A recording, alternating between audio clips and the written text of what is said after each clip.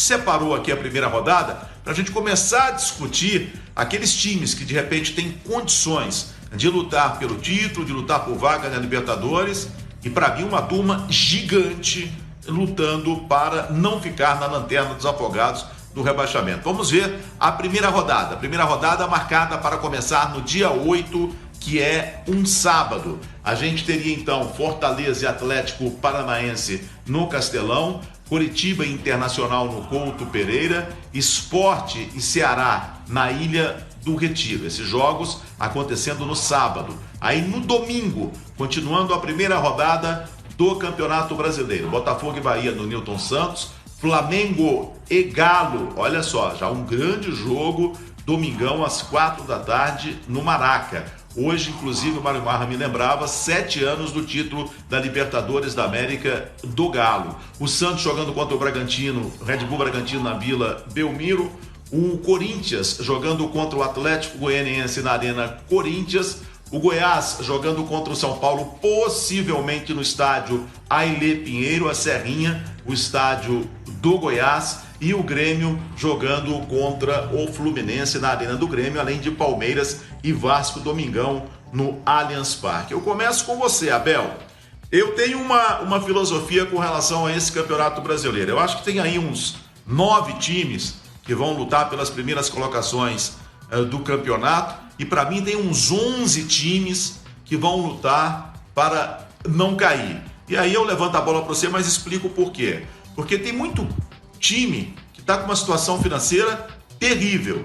E com o correr do campeonato, a tendência é piorar. Não tem público. A tendência é piorar. Tem muito time que está com uma situação tranquila, e aí eu vou citar, por exemplo, o Goiás tem uma situação financeira tranquila até o final do ano, mas não tem dinheiro para investir. Então falou assim, não, eu prefiro ficar com as minhas contas em dia, correr o ano com uma certa tranquilidade financeira e lutar aí com esse grupo que eu tenho. E a gente vê outros clubes também, o próprio Ceará. O Ceará não fez grandes investimentos para essa temporada. O próprio Fortaleza também não fez grandes investimentos para essa temporada. Então eu vejo aí que tem uma turma, um grupo aí de uns 9 que de repente lutando por coisas maiores e 11 lutando para não cair. Eu acho que esse, Abel, vai ser um ano muito diferente de todos os anos que a gente viu no futebol brasileiro. Já começa, obviamente, pela ausência de público, né? Que acaba influenciando muito no jogo, enfim, o fator mandante ou visitante. Mas eu começaria aí colocando 4 clubes lutando pelo título, na minha opinião. O Flamengo, obviamente, que é o grande favorito, mais uma vez. Palmeiras, o Grêmio acho que tem time, tem elenco, mas depende muito de como o Grêmio vai olhar para o Campeonato Brasileiro. Se for que nem nas temporadas anteriores, quando o Grêmio pensava somente na Copa do Brasil e na Libertadores da América, obviamente que o Grêmio não vai lutar pelo título mais uma vez. Tem time. Então, os 4, repetindo, Flamengo, Palmeiras, Grêmio, eu apostaria no Atlético Mineiro. É óbvio que o Atlético Mineiro ainda é uma incógnita, mas pelo investimento, pela capacidade dos jogadores, do técnico do São Paulo e do que ele fez no Santos, eu arriscaria dizer que o Atlético Mineiro vai chegar aí no final do campeonato entre os 4 primeiros. Eu colocaria esses 4. E aí, pensando em Libertadores, além desses 4, eu acrescentaria Fortaleza e Bahia, esses 2 mais fortes do Nordeste, São Paulo e Corinthians, talvez, São Paulo e Corinthians, principalmente mais o São Paulo, o Red Bull Bragantino, acho que vai lutar por vaga em Libertadores, e o Internacional. Então, além dos 4, né, que lutam pelo título que eu já falei, Flamengo, Palmeiras, Grêmio, Atlético Mineiro, mas esses aí, ó, Fortaleza, Bahia, Internacional, Red Bull Bragantino, Corinthians e São Paulo. Tem uma turma. É óbvio que tudo isso que a gente está falando vai depender muito de quem chega nos times, quem sai, janela de transferência, lesões, tem um monte de coisa. Mas é análise que dá para a gente fazer agora, praticamente, aí, acho que uns 15 dias antes de começar o campeonato. Tem uma turma que eu acho que lutaria por Sul-Americana. Santos, Fluminense, Vasco, Botafogo. E tem uma outra turma, Atlético Paranaense também, por Sul-Americana. E Ceará, Goiás, Atlético Goianiense, quem mais está faltando? Ceará, Goiás, Atlético Goianiense, Curitiba. Curitiba. Aí, exatamente, Curitiba. Sport. E o Sport também, exatamente. Sport. Então, Ceará, Goiás, Atlético Goianiense e Sport, esses times, na minha visão, entram no campeonato a princípio lutando para não cair. Não sei se eu esqueci de algum time. Eu vou levantar uma bola. Diga lá. Eu vou levantar uma bola pro Rodrigo Bueno. O Sport tá eu acho que é a pior crise financeira da sua história. O Botafogo não paga salário há um tempão. O Vasco não paga salário há um tempão. O Santos está com problemas financeiros até o pescoço, um monte de gente indo embora. E a tendência desses times, por exemplo, o Botafogo está contratando. Eu não sei como ele não está pagando salário, mas está contratando. Eu não sei qual é a mágica. De repente acharam no fim do arco-íris o pote de ouro, que eu não sei qual é a mágica. E é por isso que eu digo, Rodrigo Bueno, eu vejo que esses times, com 2, 3 meses, o jogador vai falar, peraí, gente, a gente vai ficar jogando aqui sem receber até quando?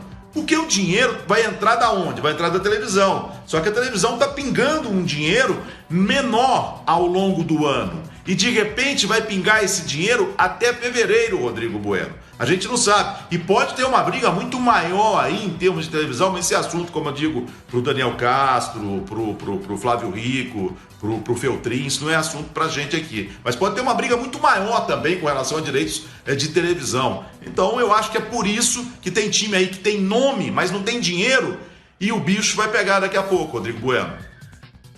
Bom, você levantou a bola e sabe que eu adoro cortar, né? Tem tanta bola para cortar aí que você levantou que eu não sei nem por onde eu começo. Vou começar pelo Bragantino. Talvez o time mais estruturado, é o único time que eu sei, o Flamengo tem uma situação privilegiada, mas o Bragantino não reduziu o salário dos jogadores durante a pandemia. Pega nesse Campeonato Paulista aí. O Santos, 70%. O São Paulo, de forma unilateral, 50%. O Palmeiras, que tem o maior patrocínio do Brasil, maior que o do Flamengo. Se você pegar o balanço dos dois, cerca de 40 milhões de reais a mais ganha de patrocínio o Palmeiras em relação ao Flamengo. Mesmo o Palmeiras, com toda essa vantagem que ele tem, reduziu 25%. O Bragantino, não. O Bragantino, se você pegar neste ano, tivemos esse jogo, São Paulo e Bragantino. O São Paulo não contratou ninguém. O São Paulo, terceira maior torcida do Brasil e sempre ali um dos 4 maiores faturamentos, 4, 5. São Paulo não contratou ninguém, tá devendo até as calças aí, não sabe como vai terminar o ano. Mais um, certamente no vermelho. O Bragantino, ao contrário, mais de 100 milhões de reais em investimento e o projeto não acabou ainda, tá no começo. A proposta ainda, a ideia é tentar contratar mais gente. O Raul do Vasco, tem jogador que tá preferindo jogar no Bragantino a jogar em time chamado grande, de tradição do Brasil. Você tem alguns clubes que estão tendo apoio de investidores e por isso estão investindo na contramão da maioria. É o caso do Galo, talvez um pouco do Botafogo. Botafogo também mirando muito o mercado externo, né? Sonha com a Touré, pega Calu, né? O Botafogo tem essa história também. E o Botafogo, dos clubes que a gente sabe, é o que tem a maior dívida de todas. Tanto que é o clube que está mais lutando, né? E o conselho dele já aprovou o projeto para virar SA. Botafogo, SA empresa. E também não é certeza de salvação. Na Europa, há muito tempo, tem muitos clubes que são empresa e quebraram, faliram. Aliás, empresa quebra. No Brasil, se os clubes fossem empresas, a maioria já estava quebrada. Imagina o Campeonato Brasileiro que vai começar mais uma vez, cheio de time endividado, com dívidas trabalhistas com seus jogadores, se o regulamento fosse cumprido, se a legislação do nosso país fosse cumprida, que é time que não pagou, perde ponto, é rebaixado. A gente, desses 20 da Série A, eu não sei. Eu acho que iam sobrar 4, talvez 3, que não tem dívidas com seu elenco, por exemplo. É que os jogadores não se mobilizam, o máximo que faz é como está acontecendo no Santos. Chega lá o Sacha, o Eberson, bate na porta, quero sair na justiça para defender o meu, quero ir para outro lugar. Mas se todos os jogadores, sindicato, se a coisa fosse séria, todos os times quase provavelmente seriam rebaixados por conta dessas dívidas. Esse é um campeonato ainda mais diferente pelo calendário, não tem torcida, pelo menos no começo. Eu acho que daqui a pouco os clubes vão fazer um movimento e vão conseguir colocar pelo menos parcialmente torcida. Alguns times sofrem muito com isso. Então, mesmo o Flamengo, que é o grande favorito, o Flamengo tem um grande inimigo nesse campeonato, que vai ser, acho que, o calendário da seleção brasileira. Como ele vai pagar pelo prêmio dele, tem um elenco melhor, agora vai ter seleção, calendário, eliminatórias, ele vai ceder muito jogador. Mas o Flamengo jogar um campeonato inteiro sem torcida, ele perde força. O Atlético Paranaense jogar sem torcida na Arena da Baixada, ele perde força. Alguns times fazem muito disso. O Galo no Horto, por exemplo, ou o Sport, que você falou que tem um time que luta... É claro que o Sport entra para permanecer na primeira divisão, ele está ameaçado de cair no Pernambucano, né? Tá sofrendo para se classificar, como a gente viu na Copa do Nordeste. Ele precisa da torcida dele. O que ele não conseguia na Arena Pernambuco, na Ilha do Retiro, coloca lá. Jogar sem torcida para alguns times é terrível. Para outros, que eu não vou citar aqui, que jogam com uma taxa de ocupação baixíssima, não vai fazer tanta diferença. Então, esse campeonato, tem jogador que vai sair. O Everton Cebolinha, possivelmente, talvez vá para o Benfica agora. O Jesus queria o Bruno Henrique, o Flamengo não vai vender nem a pau para ele, nem por 40, nem 50, não vai vender. Ele tá batendo agora na porta do Everton Cebolinha, tá ligando para ele.